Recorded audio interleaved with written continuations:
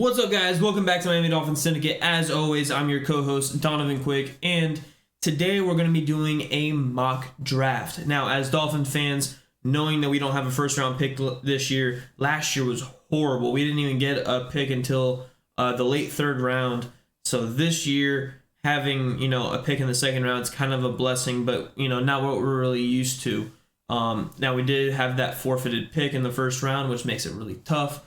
A lot of guys don't do anything past the first round. So it's really tough for Dolphins fans to really get to know some of the players that they could be on the board, could be drafting. I'm going to give you a short rundown of who's available on this particular mock draft, and I'm going to give you who I like and who I'm going to take according to best available and needs. I'm going to go best available first and then need after that. And we'll see who I pick. And we are on the road to 500 subs, guys. We're almost there. I believe we're a little over 60 subs away. So please like, subscribe, share this with your friends if you like it. If you don't, comment why you don't like it. Don't forget to comment below on what you think about this video. If you like it, if you disagree with it, anything. And don't forget to ring the bell, get notifications for when we drop these videos. Hopefully we're going to be doing more mock drafts as we get closer to it. And if we find any 7-round mocks, we're going to be breaking them down for you. So without further ado, here we go. All right, so we're on PFF's website. PFF has their mock draft simulator. Dolphins' first pick is obviously 51. Up here, we chose round 7. Now we're going to be going through this pretty fast. Now we put this line up here because I kind of lean towards the PFF grade to kind of tell me who's good out of college. PFF don't. I take it with a grain of salt for NFL, but I really like what their stuff is for college. Care for positional value. I said this a billion times to Jacob in private, but if there's wide receiver 4 on the board versus offensive tackle number 10, look, we need an offensive tackle more, but you're telling me that that wide receiver 4 is not a better value. I'd rather pick him or trade back. So for this, we're not doing trade backs, so we're just going to pick him if that's the case. You know what I mean? So draft for needs, that's also going to be up there. And randomness, we want a little bit of randomness to this because there's always some randomness, but it should be fairly straightforward. So we're going to keep the randomness down a little bit. And we're going to go ahead and enter the draft now. No trades. So this one, we're going to do no trades. You could do trades if you want to. And there's past our forfeited pick. And Darnell Washington's gone. And Jahmyr Gibbs is also gone. That sucks. So from what I'm gathering, every single time I pull this up, we're going to have Nathaniel Dell here is probably one of the best wide receivers on the board. However, he is a slot receiver. And we already have plenty of those. Waddle can play the slot. Berrios is in the slot. Eazy-E can play the slot or the boundary. So we have a lot of guys that can take that slot position. This could be a potential guy that we could take. I personally don't really want to take him. Antonio Johnson is a great safety out of Texas A&M. I really like him. I really like his stuff. But just signing Deshaun Elliott, it is a 1-year deal, but Deshaun Elliott, I really like his stuff. We're pretty deep at corner right now, or not deep at corner, deep at safety right now. So, you know what I mean? That could be a pick. Another pick I'm looking at would be a possible tight end pick, which normally Laporta is here, but it looks like he may have gone off the board already, which is kind of weird. Well, let's look for tight ends. Who's the best? Oh, Darnell Washington. That's a no. I'm sorry. That's a no-brainer for me. I'm absolutely picking this man off the board right now, without any doubt, shadow of a doubt. If he's on the board, I'm taking him. That's just if you don't take him, you're wrong. It's just as simple as that. But according to this, according to their rank here, Garrett Williams is also a really fun pick here. He's a is a decent floor but a high ceiling type of player. If he learns to get his head around to the ball, he could be a really good corner. But we're pretty deep at corner right now, so no really need to have him. But Darnell Washington, buddy, welcome to the team. Yeah, so let me know if Darnell Washington. I know a lot of people, they want to Gesicki replacement. I think Darnell Washington was overshadowed, and look who is here at pick 84.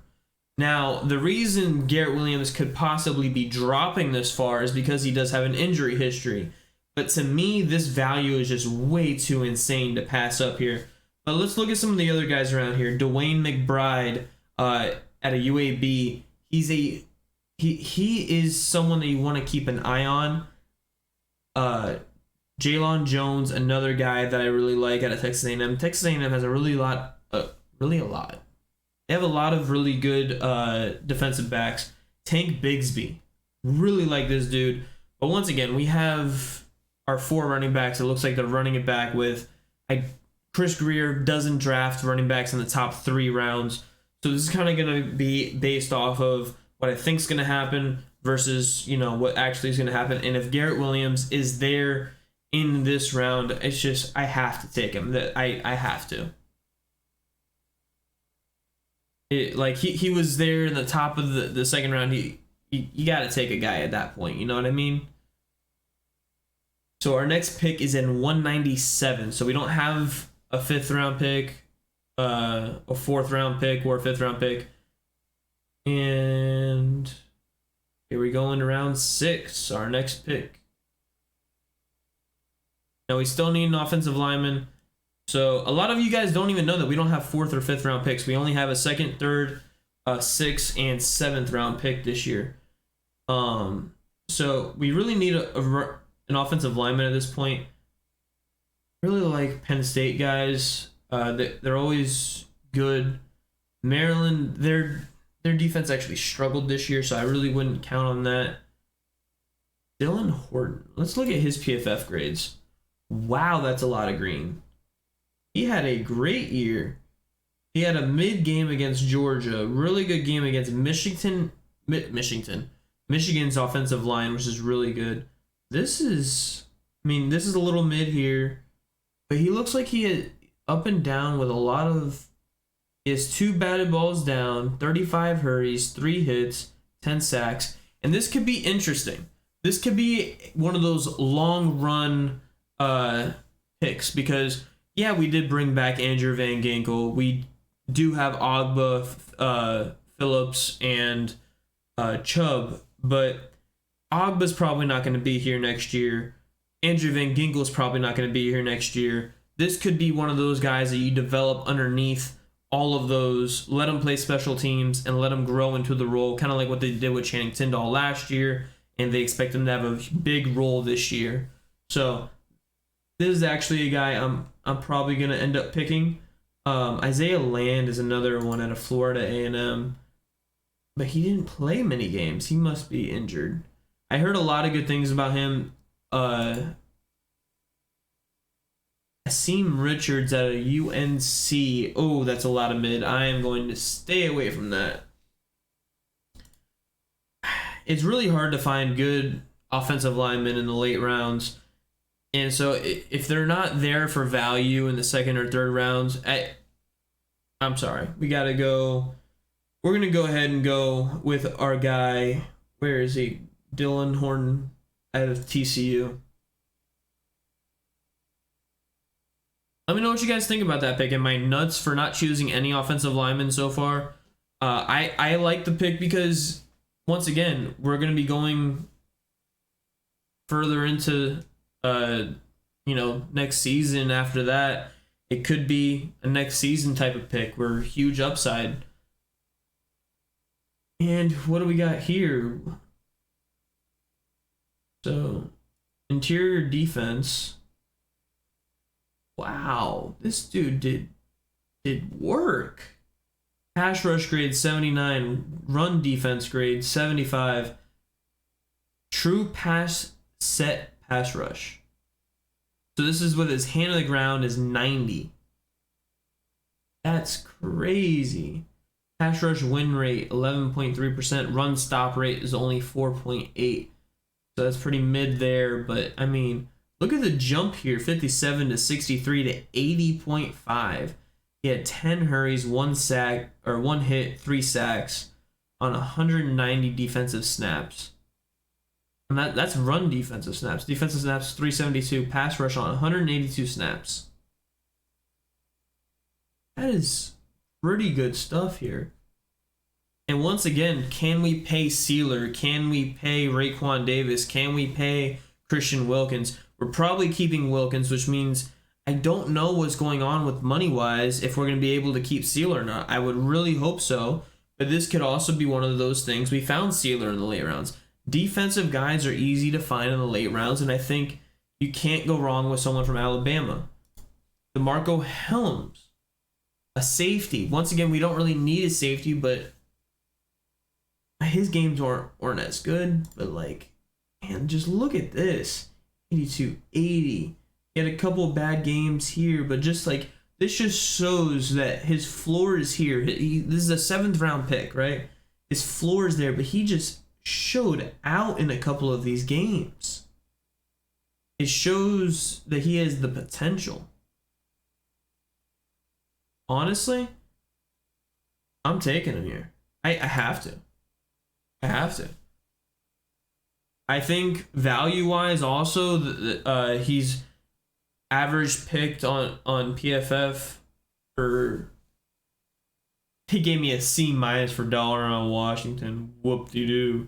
Garrett Williams, they gave me an A-, and DJ Dale, they gave me a B-.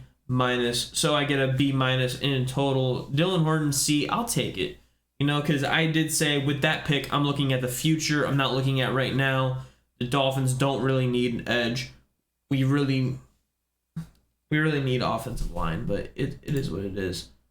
So my Dolphins mock draft: Darnell Washington, Garrett Williams, Dylan Horton, and DJ Dale.